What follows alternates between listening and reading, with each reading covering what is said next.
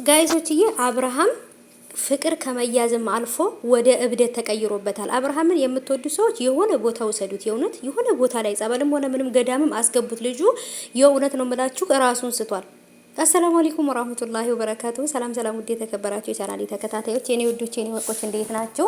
ከኔ ጋር ሁሉ ሰላም ነው። ሰላማችሁ ብዝት ትርፍ ይበልልኝ የኔ ውዶች ማለት ነው። ዛሬም በድጋሚ በመዳም ኩሽና ቤት እንግዲህ በአዲስ ነገር መጥተናል። አብርሃም እጅግ በጣም ከባድ ነገር ወይም አስፈሪ ነገር እያደረገ ነው።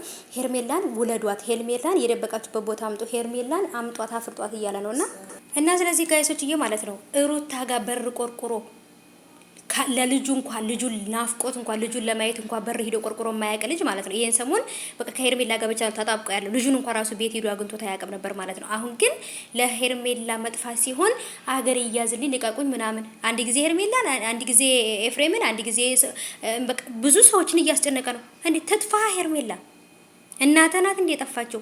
ውሽማ ናት እኮ የጠፋችው። በሚስትህ ላይ የደረብካት ሴት ናት የጠፋችው እንጂ እናትህ አይደለችም የጠፋችው። ምንድነው ይሄን ያህል የሚንገበገበው እሱ ማለት ነው እንዴ? የፈለገውን ነገር ግን ማድረግ ይችላል። ግን ደግሞ በየአገኘበት ቦታ እየሄደ ሩታን ማስጨነቅ የለበትም ጋይሶች ማለት ነው። እንዴ አብርሃም እያበደ ነው። አብርሃም አይምሮውን ለቋል። አይምሮ ማሰቢያውን ትቷል። እንዴ ይቺ ልጅ ሄርሜላ የሆነ ነገር አስደርገዋለች ልጁ በሰላም አይደለም ሲባል አላምንም ነበር። አሁን ግን 100% አምኛለሁ ጋይሶችዬ። ምክንያቱም ልጁ ከጭንቅላቱ ጋር አይደለም፣ ልጁ ከራሱ ጋር አይደለም ያለው። እንዴት ነው ሰው ቤት እንኳን ጎረቤት ይረበሻል እንኳን ብሎ አያስብም? ሩታ ከፈቺ ምናምን በየሽንት ቤት በየኩሽና ቤት ይፈልጋታል ሄዶ ማለት ነው። ድመት ናት እንደ እሷ ኩሽና ቤት የምትታሰረው ወይንስ የቤት ውሻ ናት እዚህ ጓሮ ውስጥ የምትታሰረው? ምን አይነት አስተሳሰብ እንዳላቸው ነው ግራ የገባኝ ነገር። ግን ደግሞ በቃ ለምን ሩታን የሆነ ነገር ካልሆነች፣ ሩታን ካልረበሿት፣ ሩታን ካልተናገሩ በቃ ሰላም አያገኙም መሰለኝና ሩታን ለመረበሽ በጣም ብዙ ነገሮችን ያደርጋሉ።